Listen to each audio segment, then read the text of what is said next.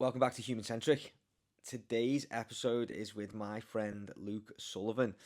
Luke is one of the most modest and laid back people I have ever met. He is calm, he thinks about the things that he says, and he is just someone who is really great to chat to, and I really enjoyed this conversation. All those things that I just listed about Luke would make some people not realise how much of a high level athlete he actually is. Luke is a multiple time Ironman and he's represented Team GB at the Triathlon World Championships. Luke goes into the details of his mental and physical journey in becoming an Ironman and representing Team GB, and we go into detail on what it really takes to be an elite level runner. He also gives us his opinion on some contentious topics in the running community at the moment in regard to carbon plated shoes and, of course, running apps and whether they are good or whether they are actually causing issues. Luke and I were talking about this podcast at the start of this episode, and I said to Luke, I don't believe that I can say that I've got a podcast until I've done 100 episodes.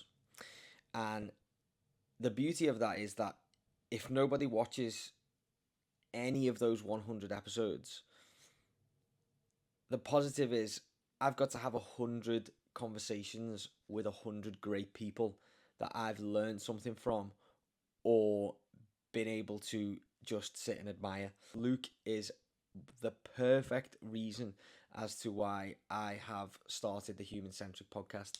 I think we make the wrong people famous, and this podcast is all about giving people like Luke a platform to celebrate his wins, talk about the things he's achieved, and I'm just happy I get to listen. So, hope you guys enjoy this one. As always, please drop a like and a comment, and if you're not subscribed to the YouTube channel yet, please subscribe, and I will see you in the next one. First and foremost, thanks for coming on, mate. No worries, man. I don't know if you know this, but you are 1 in 100 million of a human. Okay? So, according to the internet and how to create this calculation, only 1 in 100 million people have done 2 Ironmans, if that's the right way to say it. Three and a half. 3.5, and represented their country at competitive level. How does that make you feel?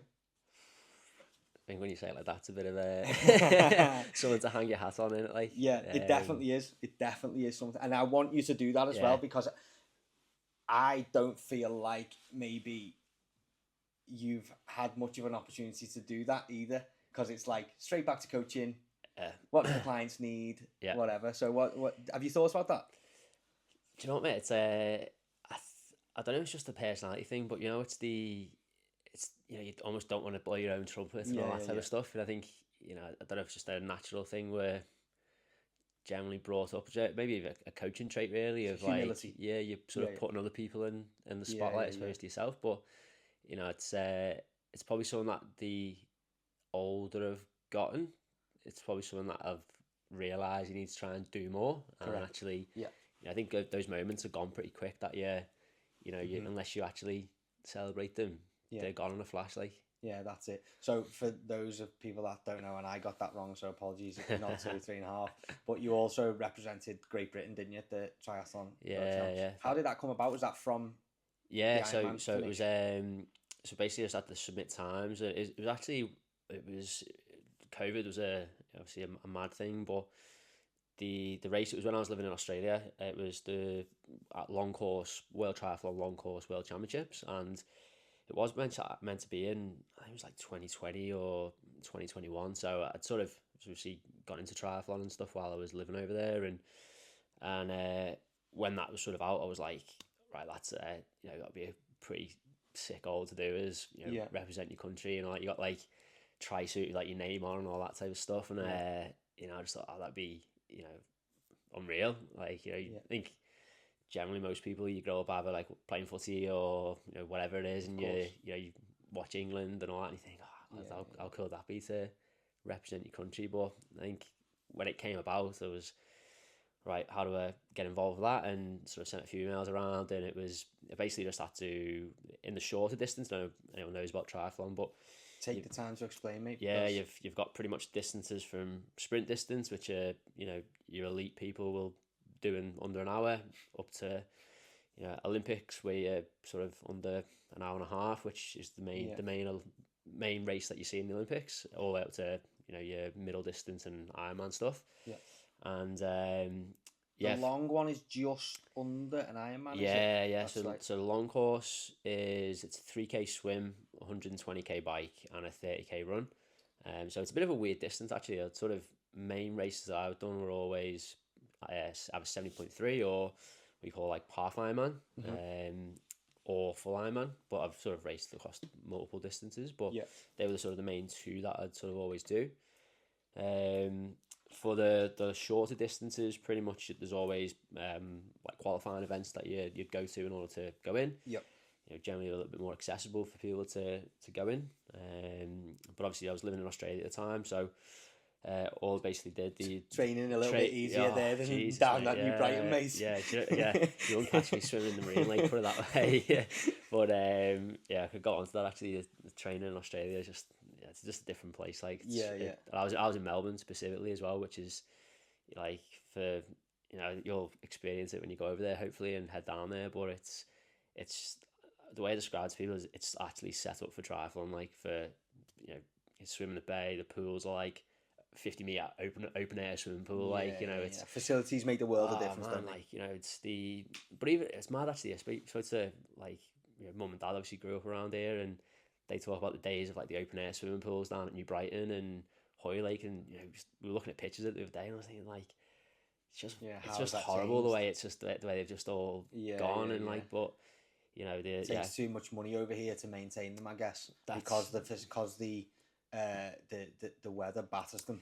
Yeah, probably here they haven't got the funds to totally maintain those kind of facilities. So indoor is obviously always the better. But it's God, even in the winter there, you can like sit in an open air pool. It's heated to like 27, 28 degrees. Yeah. Like it's freezing outside, which Melbourne does get pretty cold in the winter, but. You'd be sitting in there up to your neck, steam rising off the pool, and you can still get a session done. It's still great, like. But is that part of your life over? Do you think, or will you race again? I know you're big on business at the moment and helping people, and we're going to come on to that because I think what you do is great. I really love what you do, but do you think that's? It's funny actually. I shared a few stories on my Instagram the other day, and it was like old videos from that race actually in Townsville. And I think when you sort of relive the memories, like, and you're like, oh, I'd love to do that again, like, and you sort of almost feel the bug coming back. The feeling that you must get from the purpose of that. Purpose is everything in life. If you feel like you haven't got purpose, and you can get purpose from small things, right? But the feeling of purpose that you must get from being a part of something bigger, but also playing such an individual personal part of it must be class. Yeah, like the main goals, like obviously I sort of had when I got into triathlon was like I suppose any sort of people who enjoy sport, like it's when I did my first 5K, it was like, all right, what's next? I got a 10K, like let's say half marathon, and it's like, oh, lads are way to we're going to do a sprint triathlon. I was like, oh, sweet, what's next, like? And I always remember like my first triathlon coach, like I think I'd done like I can't remember like with what distance it was, but like I reached out and I was like, all right, if I'm going to do this seriously, I need to get a coach. Yeah. And there's a lesson there, by the way, for everyone listening. literally. And he was like, all right, so what we'll do this, and I was like, no, I've already signed up for a full Ironman, and he was just like, right, and he's like, I'd usually suggest people to do like a couple of other shorter distances first before signing up to a big one, but I was just like, nah, bang, straight in there. You always been like that? With other stuff, did you have that confidence when you were younger? Not confidence, but like I wouldn't say probably confidence, probably the wrong word. Conviction. I think, I'd say I was never like. I think I just always liked the challenge, really. Yeah. Like whether it was, I was lucky enough to play in some like good footy teams growing up, for instance, where you sort of around like, have good players or even like in school, like I've really enjoyed running and all that type of stuff. So I think it was always like, what's next? Like, yeah. Do you think running is obviously people can work at being a good runner? Yeah. When did you realize that you had like, you obviously have the ability to be a good runner as well? There's nature and nurture, right? When did you realize you had the nature? Like, because we can all go out and run, but some people are hating every single step on, and you clearly don't. I'm sure you have those runs where you think, "Fuck this, I hate this." But when did you realize that you were actually a good runner? And you think, actually, I can do something here. Yeah, I can't pinpoint an exact moment where I was like, this is it. But I think the key there, like you said, like I think majority of the time I've always enjoyed it. Like it's, and I think if you enjoy the process of getting better and you can see yourself getting better, I think that sort of, it lends itself for you to dive more into it and actually do it. But like I'd say, even just going back doing like first 10k, first half marathon, and you sort of, once you've achieved that, you sort of, either I'm going to do a little bit faster than that, or I want to do a little bit further than that. And I can't really pinpoint a moment, but I think I've always, even in school, like the 1500 meters in sports day, and I was like, oh, I want to win that. Sort of secretly, but yeah, I think I was actually listening to a podcast the other day, and the fellow was talking about like, slow twitch, fast twitch, muscle fibers and all that, and just some people are more, I've got more on the other, and I think I always thought like, I've got do GCSEP or whatever, and it's like the fast twitch fiber guy is the muscle guy, and I was like, no, that's me, that. And then then next thing you actually start to enjoy the cardio stuff, and oh no, I'm actually gonna tap into that and go for it. Of course, then you've got to consider your respiratory system, right? And some people naturally also have a better VO2 max and stuff like that. And obviously you can train that, of course, but no, that's cool. So in terms of your Ironman races then, a lot of people, did you finish and go, I'm never doing that again, and then you could decide after a couple of weeks, actually, I am going to do that again? Or what was the first thoughts after the first Ironman? Mate, well, funny story, man. The very first one that I ever did was Ironman Western Australia. So it's over on the west coast of Oz, a place called Buston, like unreal little town. And we had over there with my training squad I was training with, and it was fantastic. And you're surrounded by great people and that. And we checked the bike in the day before and all that. Got down to race morning, heading down to the transition. Next thing's like like we call the Westpac chopper, or like the surf rescue choppers, like circling around like the transition area. And what's going on here? It's a bit odd, like. And we knew the half Ironman distance was going off before the full, and got down. Next thing, like everyone's standing in transition, not really sure what's going on, and they came over that there's a shark on the swim course, which, like, for anyone who knows, like Australia, like the west coast of Australia is just like, it's just sharks galore over there. So is it worse than Sydney? Yeah, worse than the other? I'd say most of the. I didn't know that. Yeah, most of the sharks are over in the west. My preconceived idea literally only comes from that old television program, Bondi Rescue. Mate, there was a load of sharks recently in Sydney, but most of the sharks, for what I'm aware anyway, are over on the west. But so anyway, that sort of, which was the mad thing, was we actually knew people who were swimming in the half, who were basically, the swim in Boston, you got to go, they've changed it now, but it used to be around a jetty, so you'd literally be like 2k out, swim around the jetty, come back into shore, and they were literally like pulling people to the jetty and pulling them out the water, and like so basically like my first experience of an Ironman was like swim's cancelled, shark on the all of a course. Sudden the Marine Lake in you Brighton doesn't seem it looks too bad a little bit more familiar, but mate, to be honest, it was if you were to pick like a first one, like it's like a dead flat course, but it's so hot, like December in WA, so it was like 40 degrees on the run course, like the aid stations ran out of ice and water, and I did the cardinal sin of trying new gels on race day, like, and, mate, I vividly remember running past like toilet and being like, I don't know if I'm gonna make it to the next one.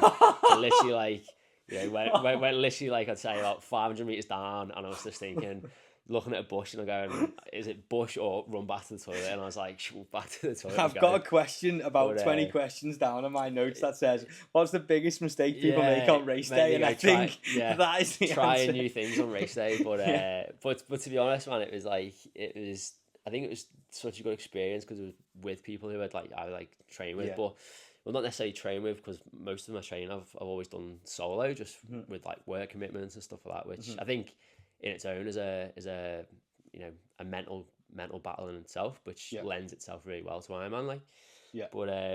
But I always remember my coach, like I can't remember my marathon I ran off the bike, but I think it was below 3:30, so it was like, still a decent like marathon time, or even for fresh, but straight up. So it's full Ironmans, bike, swim, bike, run. So it's like run. 3.8k swim, 180k bike, and then marathon 40k. And then you ran a 3:30 marathon of that on your first Ironman. That is on the first ridiculous. One. Yeah, my best was 3 hours like 27 seconds off the bike, but I was like, phew, like I bet you were. Yeah. But I think after that, like my coach had sort of said, he was like, God, I think because that was the first event we had done together, and I think he was like, okay, this lad's maybe. Did you remind him of that conversation you had first?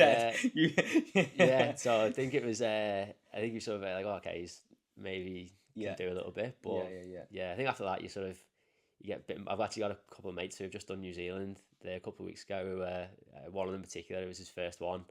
And speaking to him afterwards, he was like, "I've got the bug now," like, and I was like, "It's mad because I know exactly how he's feeling." You get the the endorphin rush and all that, and what a nice thing to share with someone who you're friends with as well. Like, that there is no hiding the fact that level of performance is lonely. Yeah, that level of performance is lonely, which leads me on to ask you: is it a bigger physical battle or is it a bigger mental battle? The training or the racing? Great question. I think I know your answer from that question. Is training harder mentally?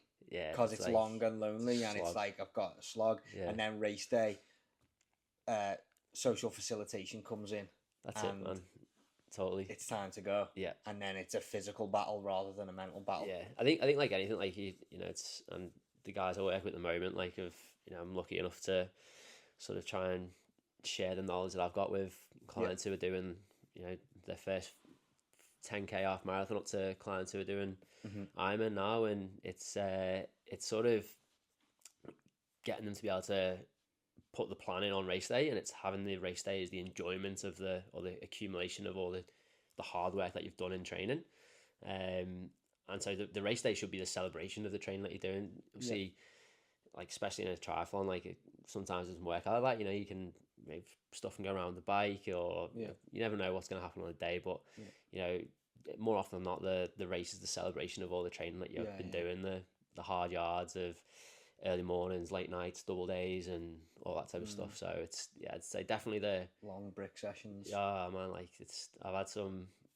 mad ones. Like I think there's one I remember vividly, and it was training for my sort of second to last Ironman, and it was so most of the training I did solo. So the reason why I said Melbourne's set up great for triathlon, there's literally a road that goes around. It's like Melbourne sits in like a bay, so you got Melbourne at the top, and it goes around like a peninsula, and literally there's like bike lane, like on the road bike lane from the city all the way down to the point of the peninsula. It's like 95, 100 k's, so it's perfect for like flat riding and whatever. So we had this like long bike session, and especially if you're training for anything that's sort of later on in the season, you're training through the Melbourne winter, which is not too dissimilar to, obviously not completely like a UK winter, but it's not like the the Sydney or Brisbane winter where it's 25 degrees every day. I've been to Sydney in winter and we trained on the beach. It's definitely like that in Melbourne. It still actually gets quite frosty and cold, and I remember like sitting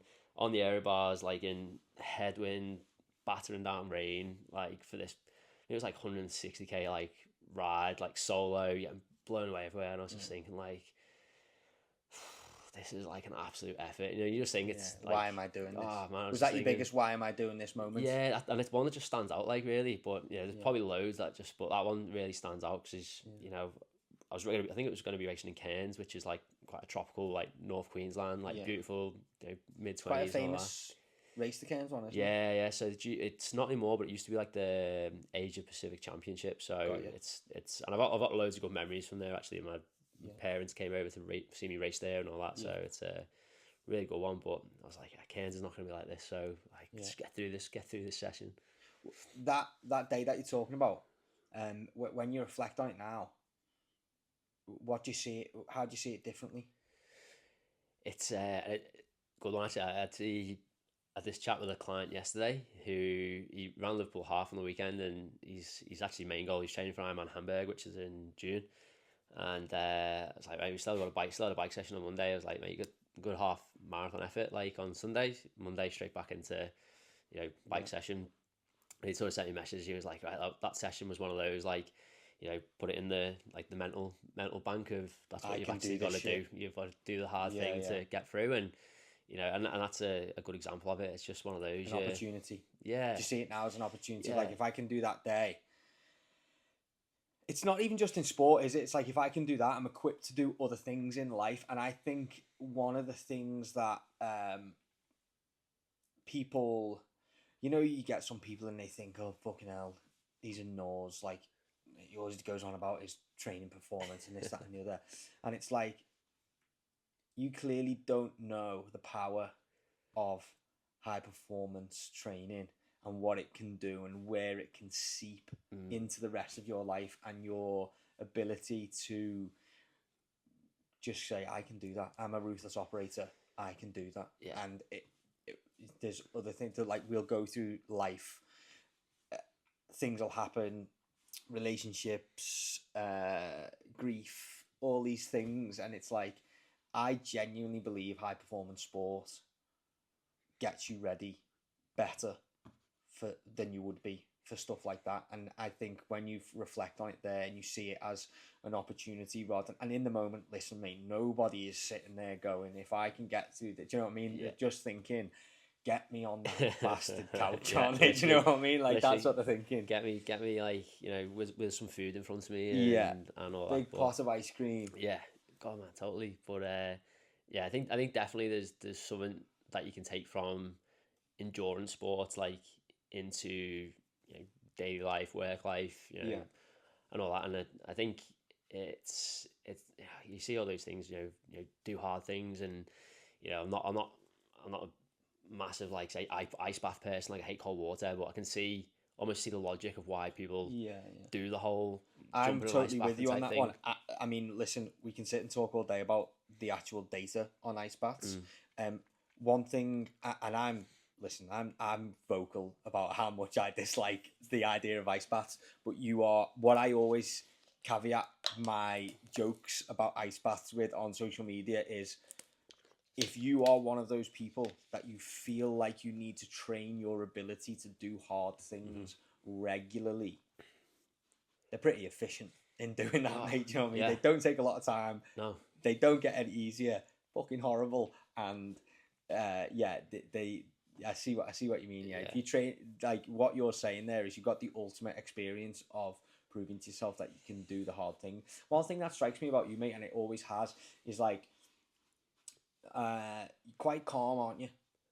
Yeah, mate. It's actually funny. It's one of the things that was dead common, like, in my school reports and all that. Like, when Mum always says, like, teachers would be like, if you're any laid back, you'd be horizontal. Be lying on the floor, That has got to help you in those moments, because I believe one of our jobs as a coach, right, is to remove the emotion and find the solution. People can't coach themselves because they are emotionally attached to the outcome, or they are emotionally attached to how they feel when they are trying to bring about the outcome.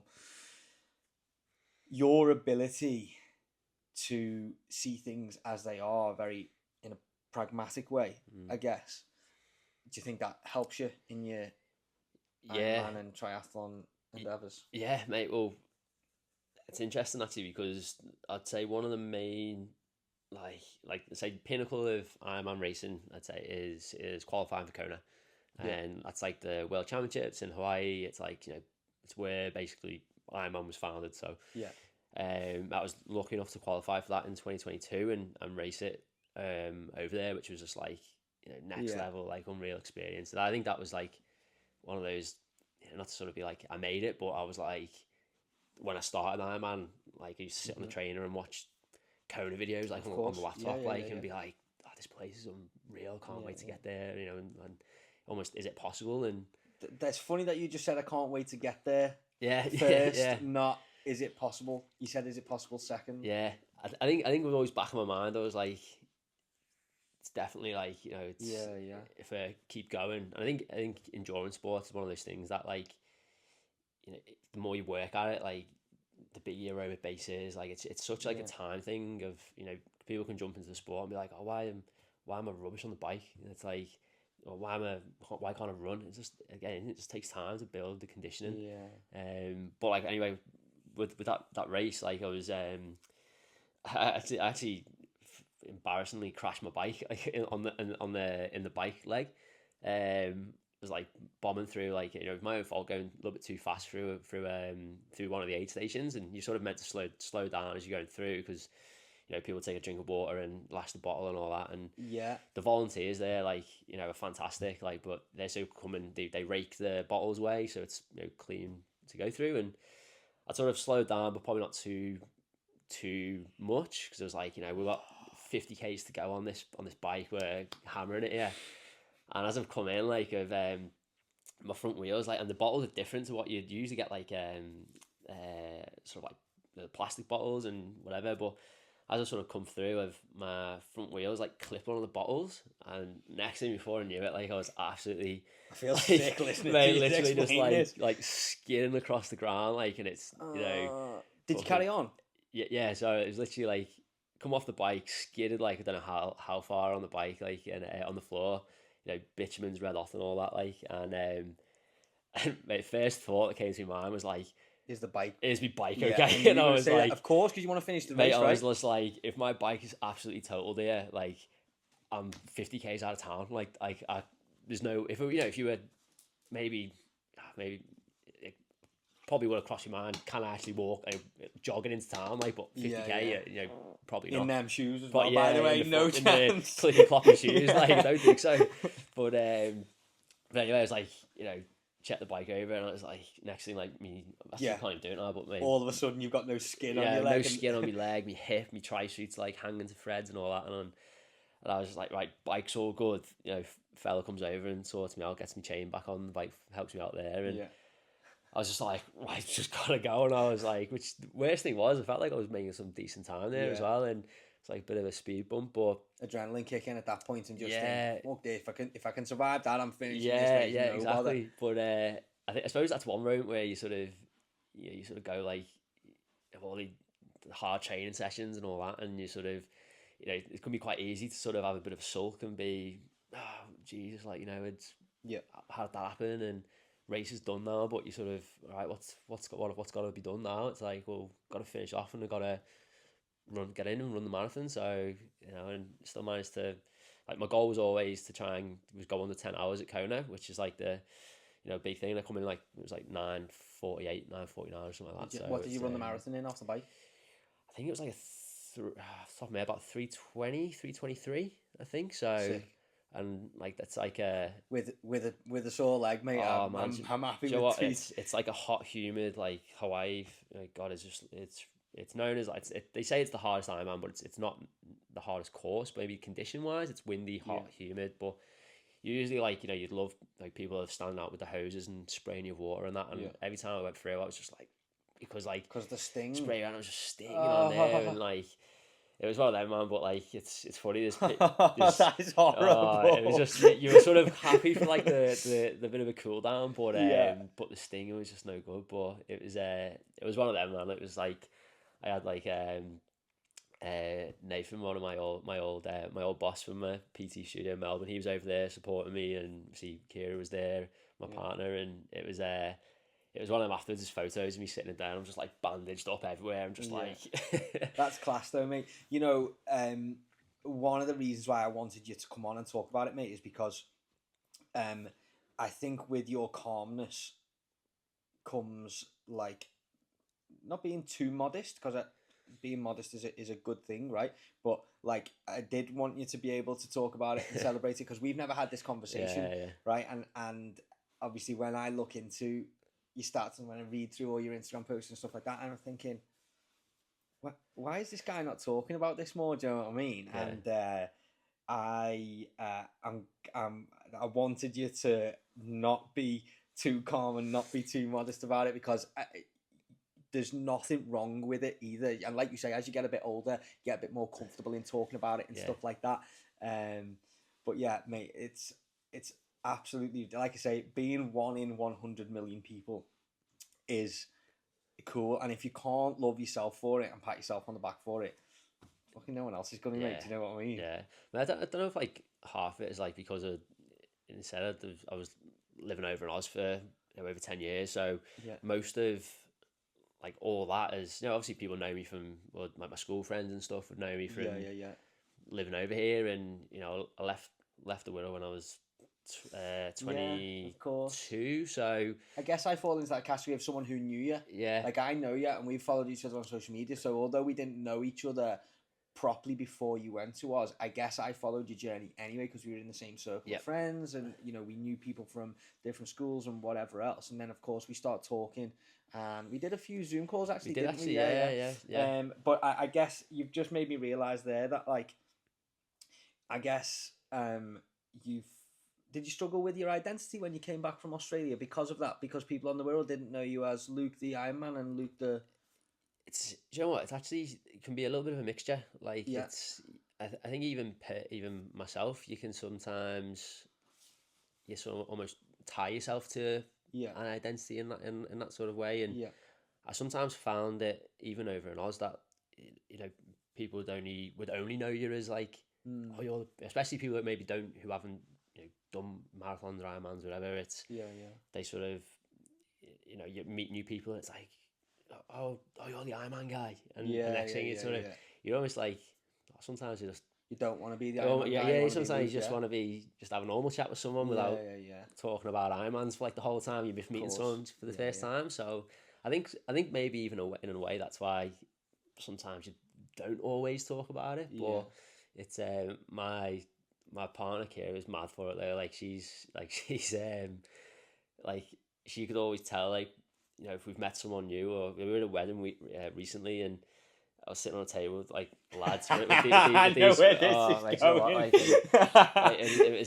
we were sitting on a table with like these lads, like, and everyone was lovely. I was obviously meeting people for the first time and stuff, and there were it was like one of Kira's friends' weddings, and the lads were talking about like, they were like, park runs and like the 10Ks, and like, I just done my first half marathon, and I was like, you're there thinking, I was like, mate, that's, see, I know what it feels, so I was like buzzing for it. It'd be great that, like, and obviously, like, I'm not a knobhead, like, I'm not gonna sit around and be like, oh mate, well, you've done a poo, I've done like a golden poo, 11 like, no, I've done 4 Ironmans, like, but so I didn't say anything, like, and next thing, like, got to the end of it, like, after the meal and all that, and as the night went on, we obviously had a few drinks and stuff, and this lad who we've been talking to come absolutely storming over to me. Fantastic. Storming over to me, and he's like, you didn't tell me you've done Ironman, and he was actually like, just wanted to ask me questions. That's nice though, mate, because like, he obviously respected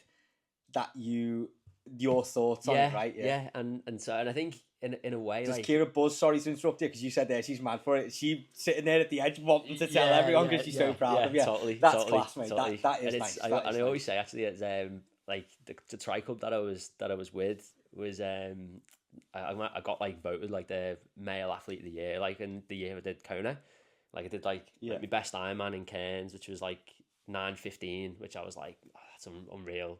3 hours off the bike, and that's probably, as days go, that was the best ever day. Like, my parents were there, like, come over to Australia to support as well, and so good, mate. I was just so like, good. There's like my favourite pictures, literally, or I've got a video as well of like my mum and dad there, got like Union Jack flags and that, like, and buzzing, and as I go into the finish line, my dad hands me the flag, and I'm like this going down the finish line with it, and that's like my favourite photo anyway, and but anyway, like, when I was sort of, I got the award and that, and then they're sort of asking, do I say a few words and stuff, and I always just think it was like hats off to me, to Kira, like, because we first sort of met, and I was just about to start the prep for Cairns, and see like new relationship, you're sort of dating and stuff, and you know, I sort of said, oh well, you know, this is what I'm doing and that, like, and straight away she was just like, oh no, I get it, like cause her brother had actually raced Kona as well and had done a few Ironman, so she was like, no, I get it, I've already been to Kona, and I was like,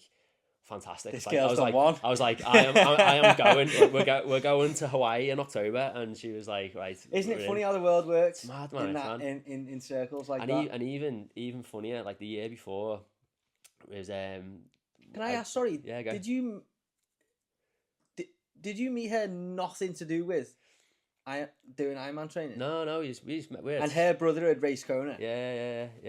Yeah, we're a Tinder success story, mate. Like, Tinder Class. Success story. Class. But even funnier, like, is Tinder, if you're watching, we want sponsorship for the next race. That's what we want. But even funnier, like, we were actually, like, Kira's done like a couple of triathlons, like a sort of like and when we were going back and we were, what race was that and all that, and we actually at or did the same race, like would have been 6 months prior. Like, really? Cool. She was there with her mates and she had done a try, and I was there with all my mates and done a try. And you know, as much as Melbourne's a big city, it's still quite small in comparison to most places. And you know, especially when you're an expat over there as well, like, you probably frequent the same areas. And we've always said, like, it's mad how, you know, we've probably bypassed each other. We'd love to say, like, how many times have we been in the same place or same bar or just walked past each other on the street without even realising. But yeah, that's one thing I'm always grateful for, is how, you know, supportive straight off the bat, like, was that, because, you know, as much as it's a solo sport, like, you know, you do it by yourself. Can't be that support network, can you? You need to have it, man. One of the questions that I wanted to ask you was, like, it's a bit of a loaded question. Like, what's the missing ingredient? That's got to be it, hasn't it? The support. Yeah. You can say all along, like, in fact, I think the more lonely the sport, the more support you need. Yeah. It's a weird, it's a weird balance, isn't it? It's a weird scale. Yeah, I suppose that's the difference between solo sports and team sports in a way. Like, it's and you know, I don't get me wrong, I grew up playing team sports, like, absolutely love it. Like, and you got your teammates there to. It's a lot easier to get support, though, isn't it? Yeah, exactly, because, you know, you're reaching out to your teams, or, you know, it's almost that collective of you know, we're in against an opponent, being for instance. Part of something. But you know, I suppose that's, you know, I was actually part of a tri club, which was, you know, it's great. She still had that bit of camaraderie in a way, but because most of my training was solo, you know, it was sort of, especially in the hard sessions, you were like, okay, it's just me here, but you know, definitely the external support and you know, and I'm doing this as like a, you know, got no kids and, you know, a supportive partner. Like, there was lads who, like, my mates who I have a race with, who married, you know, 2 kids, 3 kids, like, full-time job, superhero wives. Oh man, like, you know, and see, we're working in a fantastic industry, which, you know, does give us that little bit of flexibility as well. But, like, you know, I just almost, I don't know how these people do it, like, you know, they're doing, you know, hectic office jobs, like, you know, granted, you're sort of having a desk or whatever, but, you know, you're still working a full day. You know, you're either sorting the kids out in the morning, and capacity is limited. Like, you know, you're either getting up at 3 a.m. to do some before the kids get up, or late at night. And I just, some of the lads that taught me hat off to them for doing it. How good, though, is taking something seriously? It's good, innit? Yeah. I wish more people did it. Like, I just wish people had that experience of taking something dead seriously once in their life. It's amazing. It's amazing. Doesn't matter what it is either. Yeah, I think just being passionate about something as well. Like, 100%. Purpose is everything. Yeah. Purpose is, like, it's the elixir of life. If you have purpose, you are young. And I think that's what they say as well. You know, when you know, people retire, for instance, and, you know, I don't know if they, you know, have a mental capacity goes, or, you know, people just get depressed and it's probably that purpose thing. It's like, oh, why do I need to get up today? It's like, and I suppose COVID is in a way, like, you know, people who either, you know, have lost jobs or you know, weren't working during that time. It's that I just lounge around in my pajamas all day, which, you know, granted, would do it's every nice for a little every bit, now and again, but, like, you know, you got to have that something that's gonna get you out of bed in the morning, and you know, yeah, it's definitely such an important thing. Like 100%. I always love having a project on, like inside of work, outside of work. I like one of the reasons why I wanted to buy a house to renovate is so that I could take something else seriously. I could learn about something else. Yeah. But maybe that's just because my mind is so busy all the time with like just the way my personality is. I just feel like having something to learn about, get better at, to understand on a deeper level, is just dead important. I mean, we were just talking about before we sat down and press record. We were talking about like doing things properly and why I wanted to do this podcast properly. And we were saying like, even if nothing comes of it and I do 100 episodes and nobody listens, I'll have had 100 great conversations from it. And I wish you could bottle that and give that feeling to somebody. And I think more people would do great things, like you know, things that they think are out of reach, like an Ironman, or you know, things like that. Yeah, mate. I think one of the keys is just giving someone a crack, like, you know, and it's a phrase that, like, I think living over in Australia is it really resonates. It's something that they say all the time. It's just give it a crack, like, just give something a go, like, and it's, you know, it's that thing of if you don't know, you don't try, like, you know, if you or even moving back here, our sort of thing was if you don't go, you'll never know, and it was that thing of, all right, we could have stayed out there, you know, and just sort of continue doing our thing, but we're like, right, what's it going to be like moving back home? And it was, well, if we don't go, we'll never know. And you can say that for anything. If, you know, someone wants to start their own business, you know, give it a crack. What's the worst thing that's going to happen? 100%. I'm with you on that one. Like, remember the food prep business that I did a few years ago? Yeah. Mate, I'm not. There's only one way to say this. I'm not trying to be the big I am or whatever. I spent 25 grand on that. Didn't fucking work. No. And you know what? Don't care. Because like, I learned so much from it. I developed a relationship with somebody who I think is a boss human being. We tried to do something really good. It didn't quite work. And you know what?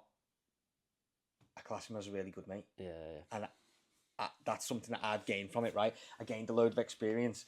It didn't work because I needed another 25 grand, mate. It did not work because we didn't work hard enough, or we didn't have a good idea, or we didn't have a good product, or we didn't do the things that we meant to. We probably didn't do enough due diligence, but I mean, that's a hindsight thing anyway, you know. I just didn't have the sink pot, but you're so right, just having a crack, and the next one will work. It doesn't matter, the next one will work. I say to Tara all the time, someone's got to, why not you? Yeah, 100%. Someone's got to. Do you know what? It's like, I don't know if you heard much of a fella called Jim Rohn, American guy. I'm gonna write that down. Write him down, man. He's like, and so the place, the PT studio I used to work at in Melbourne, was called Vision PT, and it was like, mate, it was absolutely awesome. Like, I was there for nearly 10 years, and we were massive on personal development, and I know that's sort of a word that gets thrown around quite a lot of, like, you know, and it's cheesy until you do it and you realise it's fucking brilliant.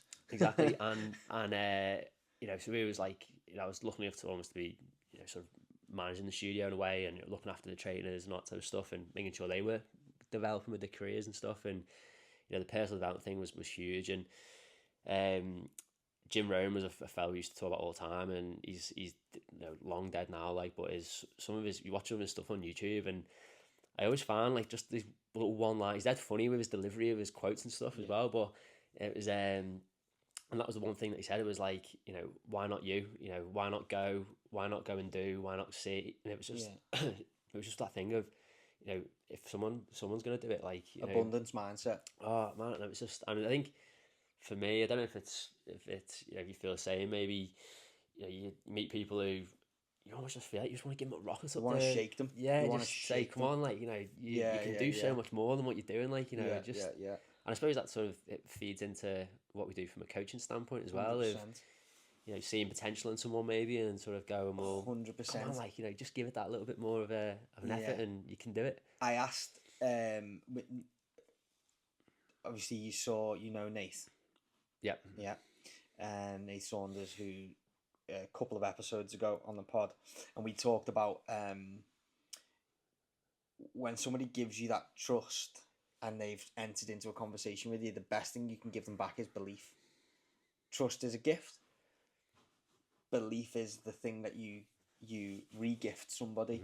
And it is so true, isn't it? But sometimes you've got to be coachable to be coached, and you can lead the horse to the water, as they say. Like, it's why like,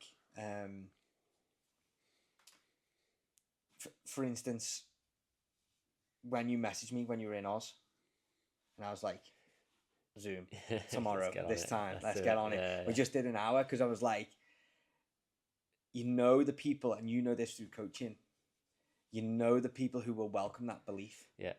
Right? Because with how they're asking. Yeah. They're not saying, hey mate, what's the price? Yeah. They're saying, hey mate, how can do you know anything about this thing that I want to do? Yeah.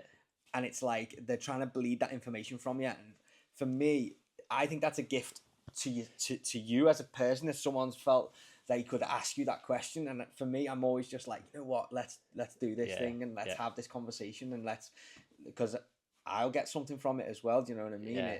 I'll learn stuff from you, and it's the best way to. Yeah, and I'd probably say that conversation anyway. Like, it sort of probably always took different ways than what I thought it was like. I thought it was all right, I'm going to talk about this business thing and all that. And next thing, it sort of went off into, upbringings and beliefs and all that type of stuff. It was belief and mindset, wasn't it? But that's because you just need to be the person that you need to be to bring about the business. Yeah. Everyone wants to like make the change, but everybody misses the wood for the trees, that they need to be the person that can bring about the change. The change will just happen, right? It's that whole like James Clear like identity thing, isn't it? Like, it's or a good quote was like, I can't think if it's by, but it was like, be before you are and you'll become, or something like that. So it's like 100%. So it's like thinking that you're that person, and almost doing the actions of that person. One of the things that I try and help drill into people when they come on board and they've got these big goals, and listen, this podcast is here because I want to help people see past the visual transformations that I post, rightly or wrongly. The work that I do has probably been categorized. Do you know what I mean? It's so easy to categorize the transformation photos, right? Yeah. And I'm here, and obviously, like, you're talking about conversations that we've had, that you and I both know we've had, but the rest of the world doesn't know that, right? And they just think, oh, he can get somebody lead, but that's not the point, right? Yeah. And one of the things I try and drill into people is like that identity change. Identity change is like it's the missing link, and I use an example at the top end of the tree, right? Usain Bolt, triple, right? He was an Olympic gold medalist. Sorry, he behaved and acted and thought like an Olympic gold medalist 10 to 15 years before he became an Olympic gold medalist. He then became one. He didn't just become one the day somebody hung the medal around his neck. He become one the day he started acting like one, and somebody just confirmed that part of his identity to him when he completed the task. You said before, I can't wait to be there, when you were talking about Kona. That's exactly that. You were thinking like the person who could already complete that race at the Ironman World Champs, right? You're already thinking about being a Team GB athlete in the the triathlon World Champs. That's what it's about, isn't it? That's it, man. Like, and I think it's one, and then once you start seeing little snippets of get a little better with that, or the ball starts rolling and you start just creating momentum then, and I think it almost creates the beast. And it could be the same from a client perspective as well. If you see that little bit of a change of and they go, this is actually, this works, this next thing, it's you run with it and off you go. But definitely the having the actions that match the outcome that you want to be, like whoever it is. I wouldn't say like I'm a massive drinker, for instance. Like, it's that thing of, all right, I don't want to go out on a Saturday night and then be stinking hungover trying to ride 120 k's the next day. Like, not conducive to my goal of getting to X. So I think you've almost got to have that a bit more forefront of mind of, put the deposits in there. You need to know who you want to be, because that's where the identity starts. You need to know who that is. I think if we dumb it down, essentially, like if you are life-threateningly overweight, if you are 8 stone overweight, but you just started behaving and acting and making the choices like a person who wasn't 8 stone overweight, you would literally become lighter. Yeah, like literally. Not, I did actually mean that literally, but I also think about it from a metaphorical point of view. You become lighter. You just think clearer, right? You just be like, right, okay, well, obviously this is the pathway. Yeah. And if you start doing those things, you will just lose 8 stone. Honestly, you can talk about calorie deficits, training, performance, all that till you blue in the face. That is as simple as it is. You think and act like that person, you become that person. It is as simple as that. Yeah. 100%. So let's pull this onto your coaching then, because I love what you do. I think you know exactly who you are and exactly what you offer and exactly who you help. It goes in line with what I said before. I think you're a very calm, modest person, and that's why I'm drawn to you as an individual. So what do you think? What do you think are the biggest return on investment habits an amateur runner or an amateur triathlete, not amateur, that's the wrong word because pro and amateur obviously, but like a beginner or an intermediate runner or triathlete can do that an elite level runner or an elite level triathlete does, that the non-elites look at and go, I don't really need to do that? Like, what are the things that you just want to scream off the rooftops, like, just do that because it doesn't take long, but it's dead good? Fueling sessions is a big one. Do you want to describe what they are?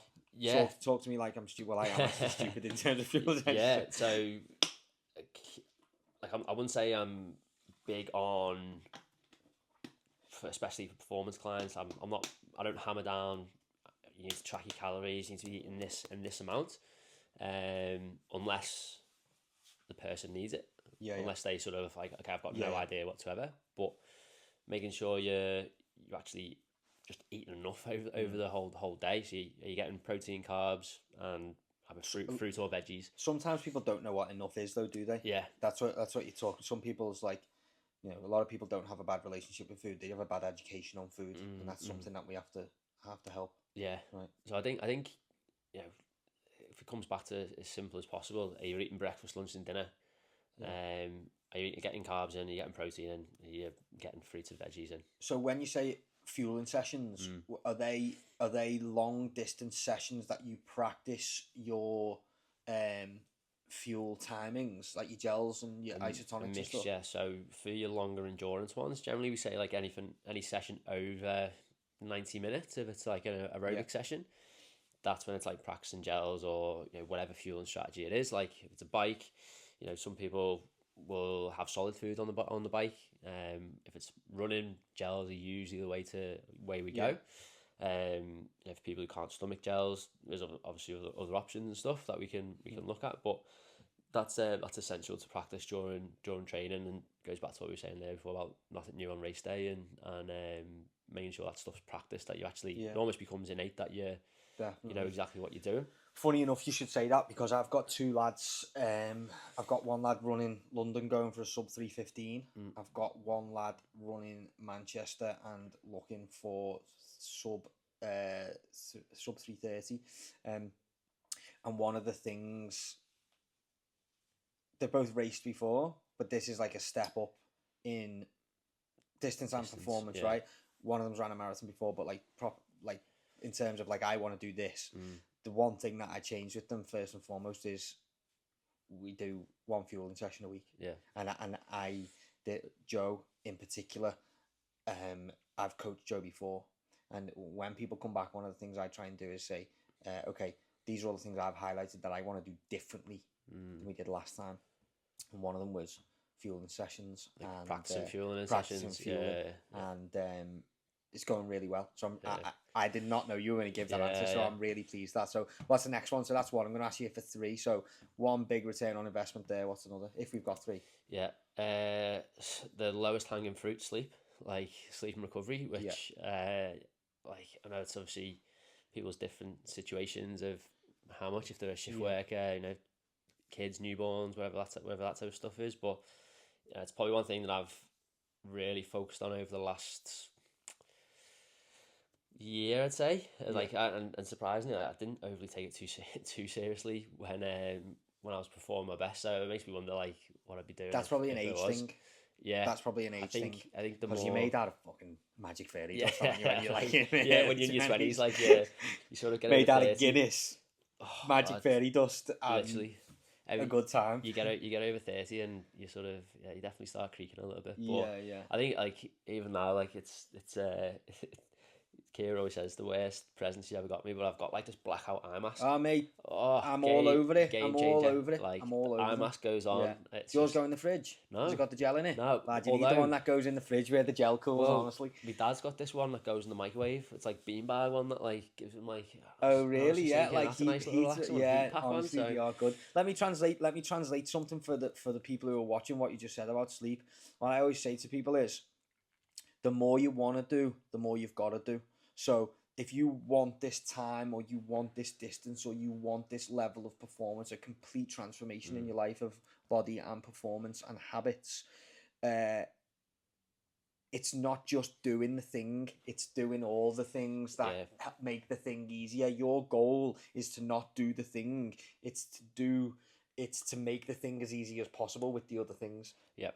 And sleep, as we know, is that's it. The elixir of life. Well, even like we were saying, before about nutrition wise, like it was, you know, not necessarily tracking calories, but like you know, so carbs are king for endurance sports especially, and you know you can Google them, like, but there's the carb per grams per kilo of body weight that, you know, all the sports nutritionists recommend, and it's, you know, if you're up into you know, your high endurance stuff, you're looking at like 6-7 grams of carbs per kilo of body weight for that day. Like, you know, if you're doing high endurance work, you know, 1 to 3 hours at intensity, you know, if you're doing Ironman, like, you could have like a 2-hour bike ride with like, you know, 3 20-minutes at threshold in there or something, like, you know, mad. Like, you can, so you need to get the energy in there. So, you know, you're recovered, but not necessarily even for that day, but for the following day. Like, because you're thinking, you know, consistency is probably one of the next one I'd say there is like being able to stack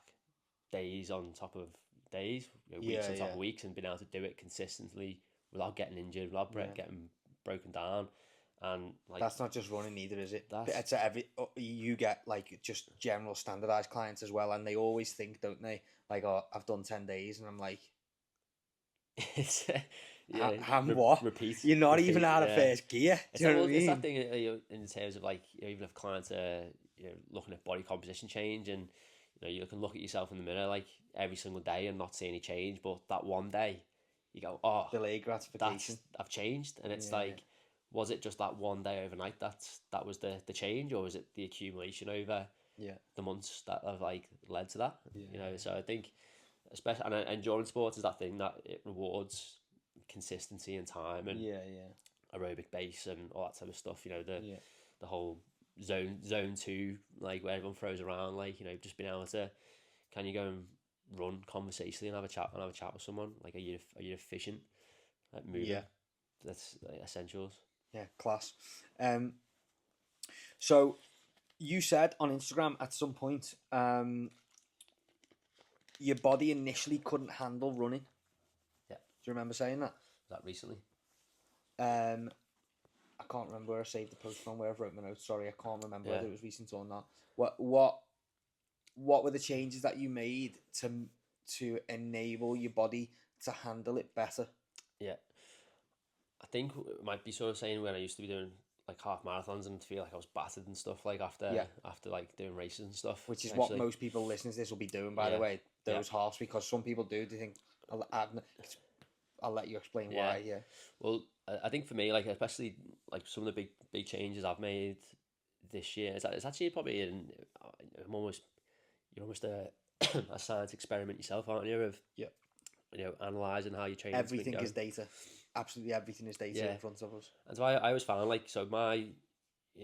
I was doing Ironmans before I was doing marathons. Does that make sense? So. I run my first It doesn't make sense to me Luke, to be honest, but I'll let go. Tell a lie. I did my first marathon before I did my first Ironman, I think. Yeah, but you lent heavily into Ironman. I lent heavily into triathlon before, yeah. And it was interesting. I sort of felt like my best running performance was always when I was doing swimming and biking as well. And I was maybe only running. Only it was. Maybe three sessions a week of running. Yeah. With a few obviously runs off the bike and stuff like that. But majority of run sessions were 3 times a week. And then when I sort of stepped away from Ironman and triathlon, I still continued to run 3 times a week, but without the swimming, the biking, and all that. And I felt like my running performance dropped. And it was interesting, because I actually only had this maybe realisation this year, and I was sort of thinking, I was like, why am I getting still working with my same coach, we were still hammering the sessions, I was, still, in my head, committing to what I was doing, and I was just like, what's different, and it was just so bleeding obvious that I wasn't swimming, wasn't cycling, I wasn't doing all the other aerobic stuff to continue to have a big aerobic base. So I think this is my non-sport science brain coming to think, but I was just like, okay, well, maybe my aerobic base capacity, whatever you want to call it, has just shrunken over not doing any swimming 3 times a week, cycling 4 times a week, as well as running. And the other answer to that is you can't just build that back up with just running because of the impact on the joints, right? Ankle, knee, hip, spine. Yeah. Well, that's where I've made the slight change this year. Is I'm running so much more volume this year than what I have done previously. Yeah. Even when I was peak Ironman, I was maybe topping out at 60Ks a week. I'd sort of done a couple of ultras here and there, which were sort of maybe 80K a week max. But this year, from sort of January, I've built up into sort of 60, 70, 80, 90, 100 weeks consistently. Yeah. Which now I sort of feel is starting to build that base back up again. I can run 6 times a week and feel okay. Yeah.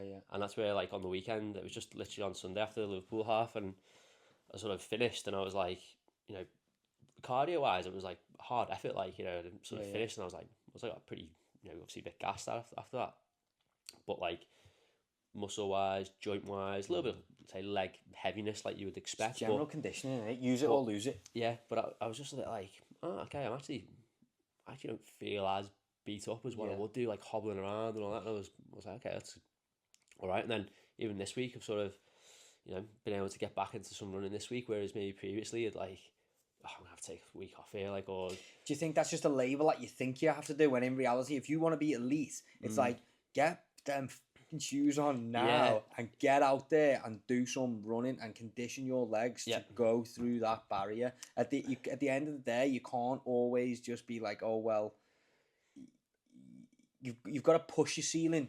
You've got to meet your ceiling to push your ceiling, haven't you? Yeah. Right. It's important that you don't go like that, but you've got to. Yeah, and I think it's definitely it's where you sort of maybe change from, especially from a coaching standpoint, where you're coaching maybe beginners, intermediate, to maybe just dipping the toe into marathon running, to people who are the next step, who are looking to go close to 3 hours, sub 3 hours, or whatever it is. It's the volume is king.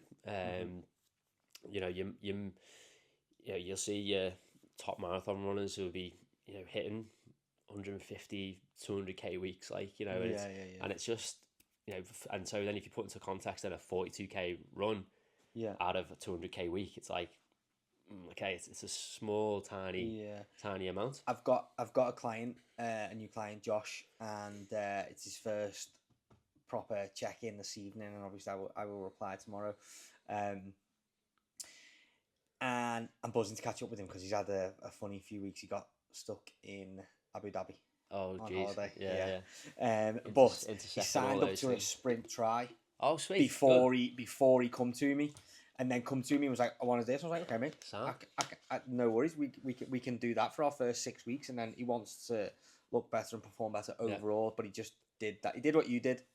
Just booked it, yeah. And I've got a lot of respect for that. Love it. I think the swim is 500 meters. Yeah. His 20k bike, 5k run. Yeah, his smallest amount of swimming in his 6 week plan is 1,600 meters a week. Yeah.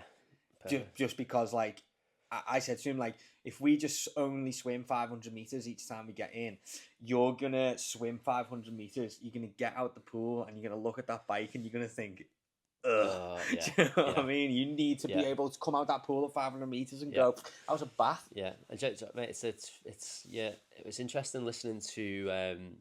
I'm still mad into triathlon, so like, not for me personally, but like I'll listen to the triathlon podcast. I'll follow the races, and I still love the sport. But you listen to a lot of the pros, and mate, they main sort of thing for the swim, it's like it's the warm up for the rest of the race. So it's not necessarily being the fastest swimmer. It's almost like who can come out the swim as little fatigued as possible. Like that's why there's a lot of drafting in the swim and all that type of stuff. But if you are very swim fit and you can come out and then you think, oh, that was literally done, now I can get to work on the bike.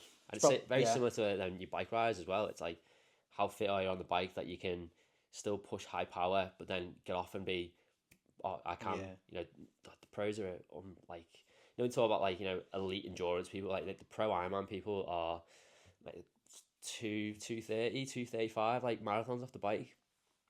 Sub 8 hour Ironmans. It's just like, it's insane.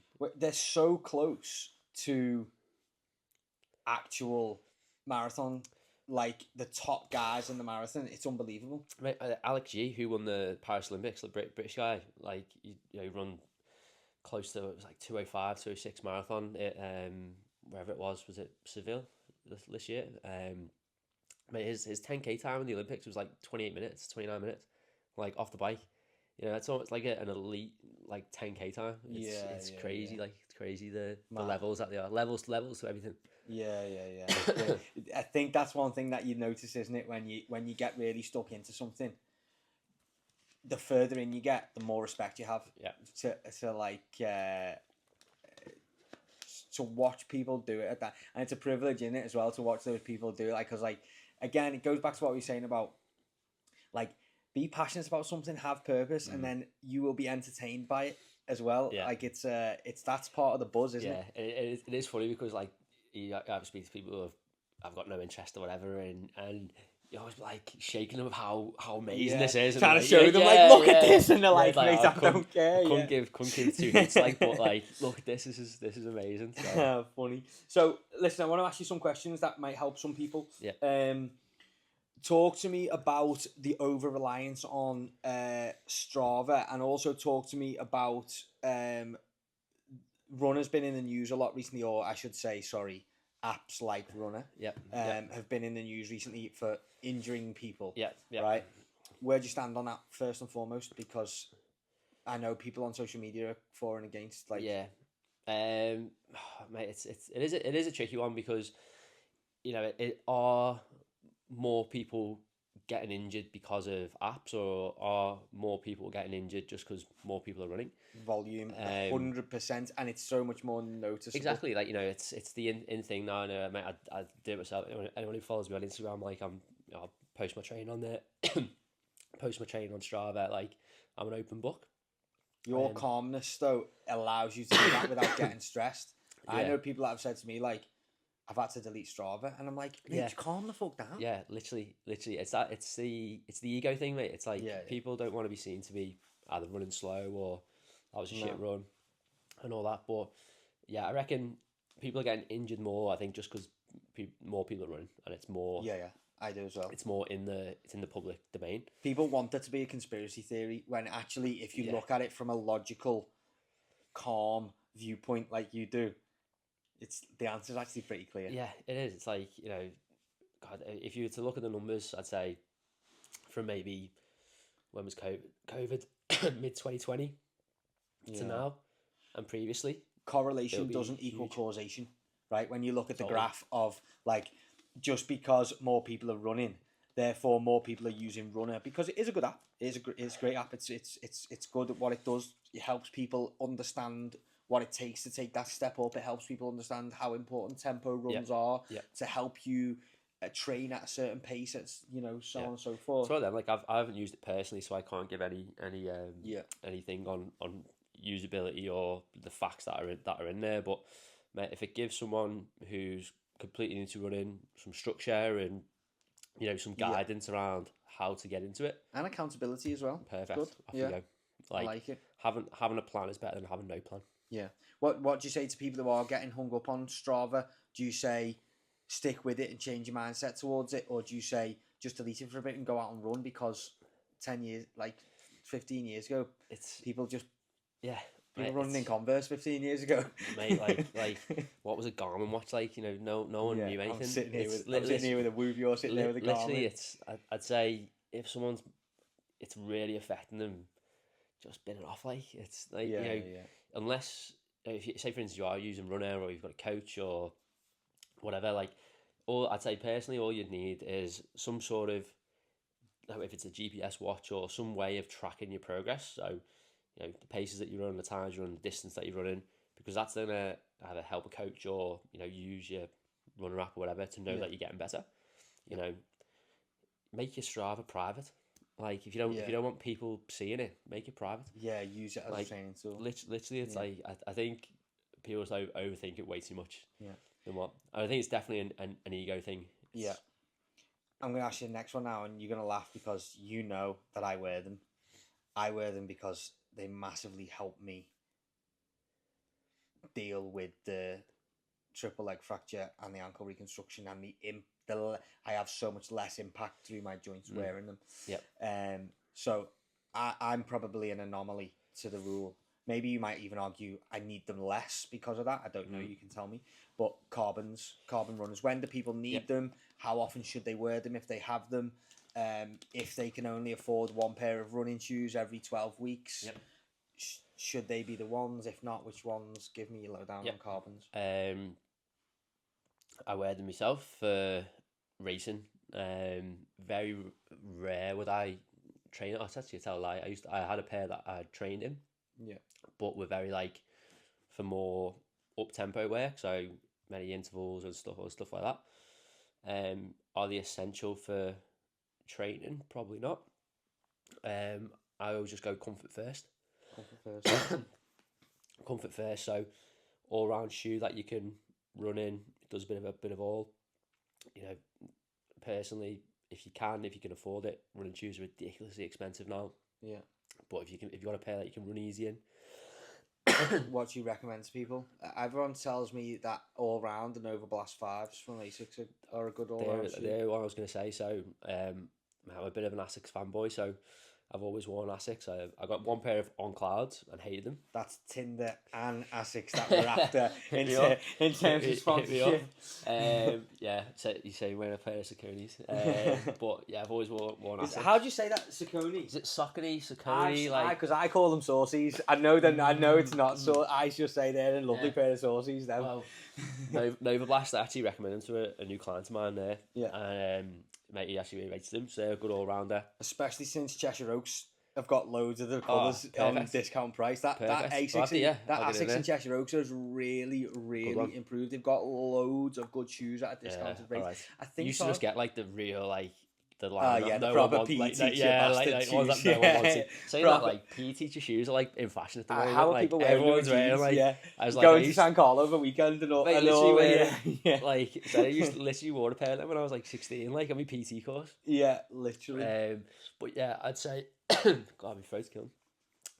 Sorry, that's all you're talking about. No, that's right. It's like, I think where carbons can fall down is, like, you know yourself, like the stack height is generally quite high. The foams see quite soft and can be unstable. So, you know, if you're looking at either, you know, biomechanics or the way someone's running, like if you're out on an easy, like, you know, a slow run, for instance, or like a easy conversational pace run, you know, I personally would got a little bit more support, a little bit more cushioning, as opposed to something that's going to be sort of, you know, really collapsing under the foot.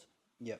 But, you know, I'd actually be interested to read. I haven't actually read any studies around like, you know, impacts or if there's any injury stuff or anything like that. But I would say the general benefit for carbons are when you are running at speed. Yeah. Like obviously I think the science behind it is obviously it's the soft foam, and then the carbon plate is just what helps to over the impact. Yeah, it helps to sort of stabilize the foam to then give you that push off. So if you're sort of running slower paces, then you're not actually see the power that's going through the floor is less, so you're not getting the actual responsiveness from the foam. Is what my understanding of it is. So yeah, it's almost like, you know, would you be able to run the same speed in non-carbon shoes? Probably, but could you run the same speed when you're going fast in non-carbons as what you could with carbons? Probably not. So they are situationally dependent.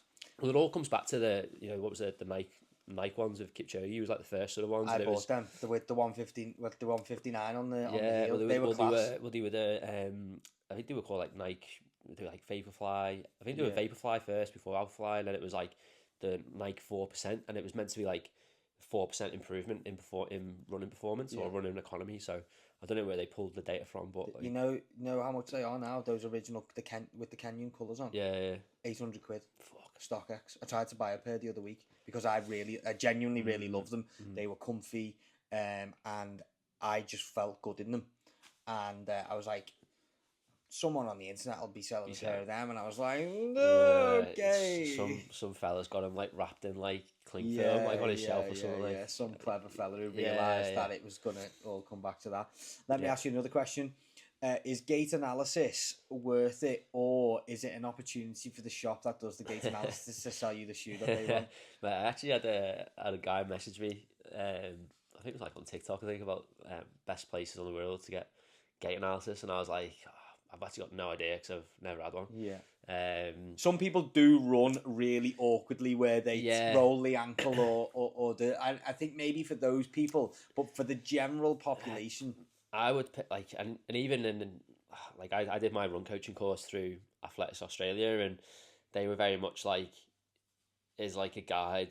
Don't try and change someone's running style. Like, you know, yes, you can give sort of cues of, you know, lean from the ankles, and I'm a big fan of this. Blah, blah, I'm a massive fan of that, because we are all, even though we're very similar, we are all so different. This is why I don't like, that's what I believe in.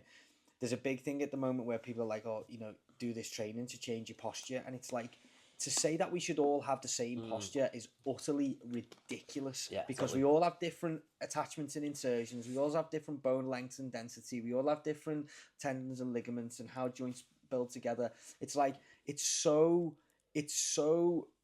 beyond. It sounds good, and it sounds like something you can help someone with. It's utter bollocks, and it must be the same with like some people run differently. I think I asked you, we were out on that run, and I asked you, should you heel strike, should you toe strike, and you were like, well, what do you do? It just depends. Like it's like my like I used to be very much in a way of heel strike is bad, don't heel strike, and then I watched this video, and it was basically talking about like, you know, elite marathon runners and all that type of stuff, and there's quite a lot of elite marathoners who were heel strikers, and they were like, well, is it bad for them? And I was like, well, obviously not. Like the 2 hour 15 and below marathon runners, like, you know, it's when you say those numbers out loud, it is insane. It's mad, when you think about it. So yeah, it's, you know, is if you're getting injured, you know, if it's really, you know, and I suppose when you are hitting higher paces, it becomes more, not more efficient, but you less of an issue. Say you're slower paces, or you're sort of plodding along, and you're really, you know, a lot of force coming down. It's really like in front of your body. You know, that's going to put a lot of shock up in front of you. But I think the main thing is having a bit more of like a centre of gravity landing, or like, you know, almost landing underneath your hip rather than out in front of your hip, is what I... So that's more so about what's happening above the knee, isn't it, rather than below the knee? If we're talking about heel striking and you're talking about where your central gravity, which makes a lot of sense actually, even when you think about positions we hold within strength training, where your central gravity sometimes leaves your body and so on and so forth. It makes sense if you're like, and that's why I follow a guy from the Wirral on Instagram, just generally, Tom Soretti. Do you know Tom? No, I haven't heard of him. He won't even, probably will never even know that I've mentioned him on here. But he... If you are watching, Tom. Yeah, he did the Chester 10K recently. He's fast. And he was just talking about he's been working a lot on his body position. Yeah. Been working about where he is and like what his shoulders do and stuff like that. And I was like, yeah, that's makes sense. Makes perfect sense. Yeah. Yeah. I reckon it's more so how it works all in conjunction rather than picking on one thing in particular. Yeah. Okay, mate. So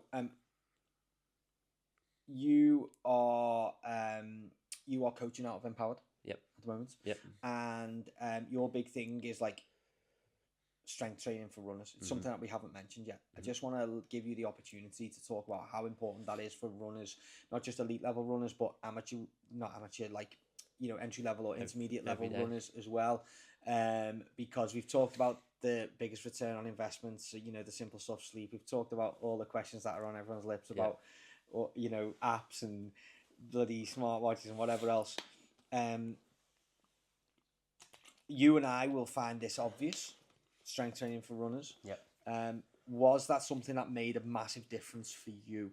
Did you go, right, I'm going to now develop my own strength training protocol to take me to that next level? I reckon it was something that I think I was just lucky that I actually worked in the industry. Yeah. So it's obviously... And you were already strength training?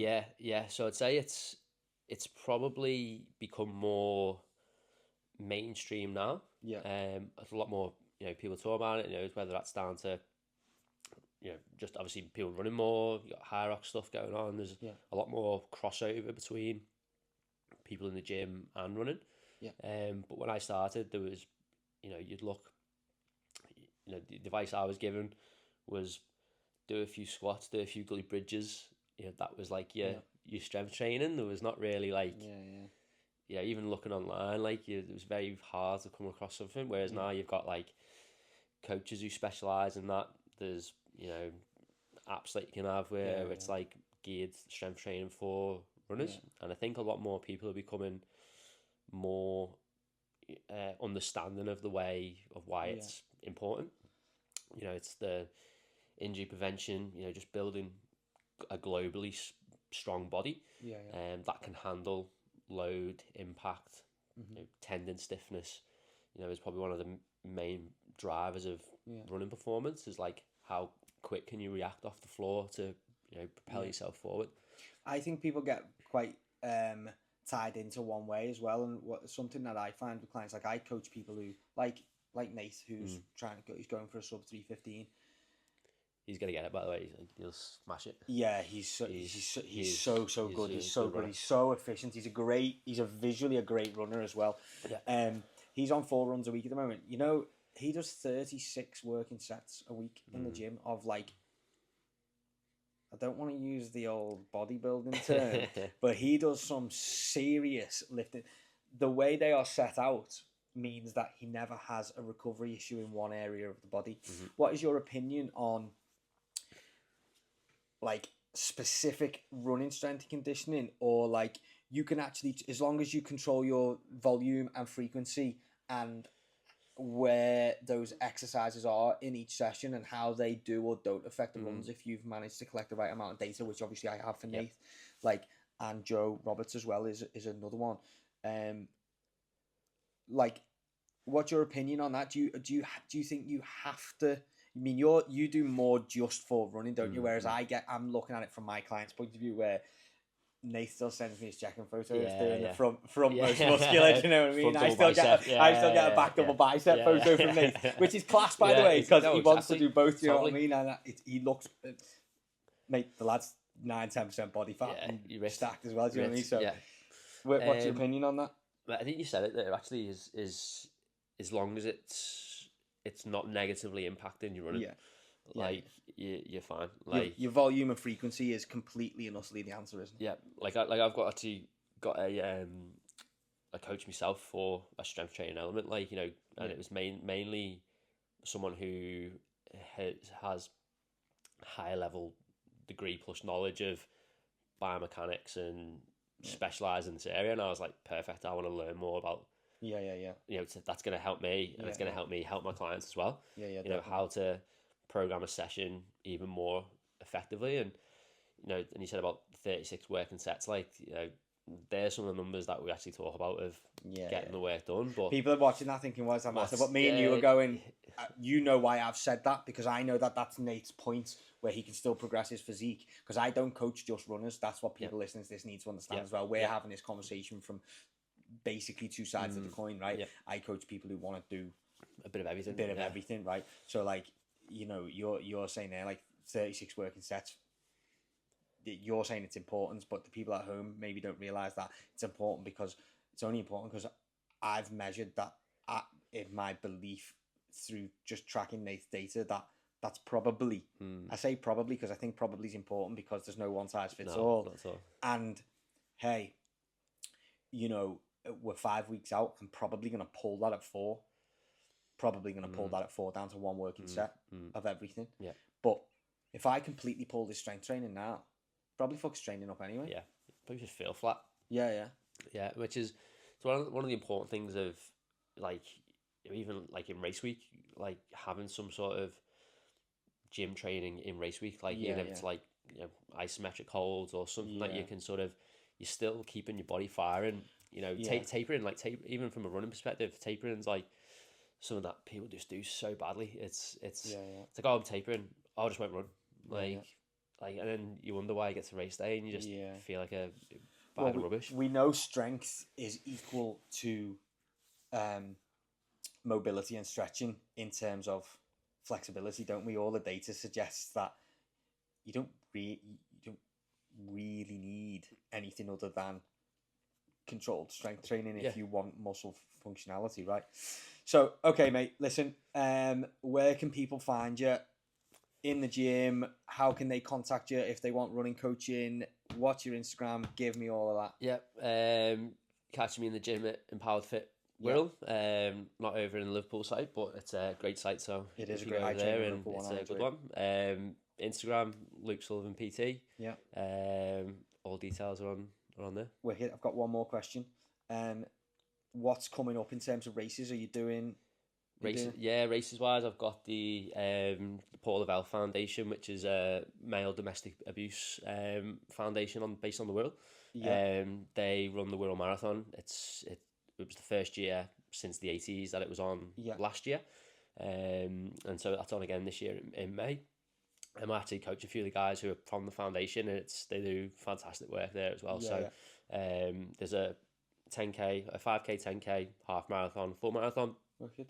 Dead local down in New Brighton, so if anyone wants to do that, jump on that. Are you doing it? Yeah, I'm going to do the full marathon. I'm going to give that a Are you bit doing of the Wirral Backyard Ultra? Yeah, I'm going to do... Do you want to call anybody out? Because I know a few people are doing it and they're all keen, so... There's a few people from doing it. I know there's a few guys from work doing it. My brother's doing it as well, actually, which is cool. So I think that one's just going to be a very much like a bit of a laugh and a bit of a mental...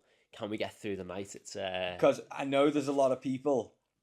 We talked about your calmness and your modesty, but I know there's a lot of people turning up to give it the smoke, mate. We're calling people out, saying that they're going to outlast themselves. I think saying that that's just a mental thing, isn't it? Of who can outlast it. But I think, if you can get through the night, I think you'd be pretty well good. But looking forward to it again. Another bit of a mental challenge, anyway. But mate. Apart from that, just big marathon and hopefully get a decent time. And what are you going to go? Because your recent half was 1:21, wasn't it? Yeah, 1:21 at Liverpool, which was a couple of minutes shy of my PB, which was 1:19. Okay. I reckon for the full, I'm hoping for around 250 below, hopefully. Below 250. So if I can get if I can get 240 high, 248, 40 to 49. What's that kilometre pace?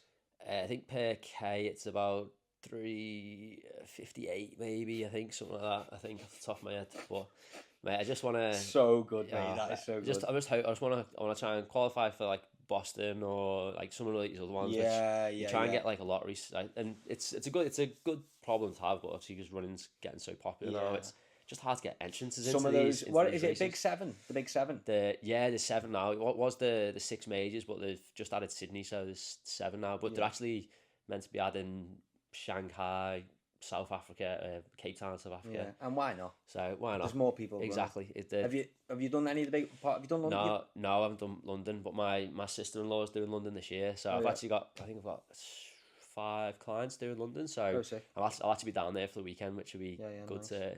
It's almost like runner's heaven down there. So it'll be good to soak it all in. So it'll be good. Looking forward to it. Luke, thanks for coming on, mate. I appreciate it. Nice one, mate. Cheers. Wicked. Thanks, man.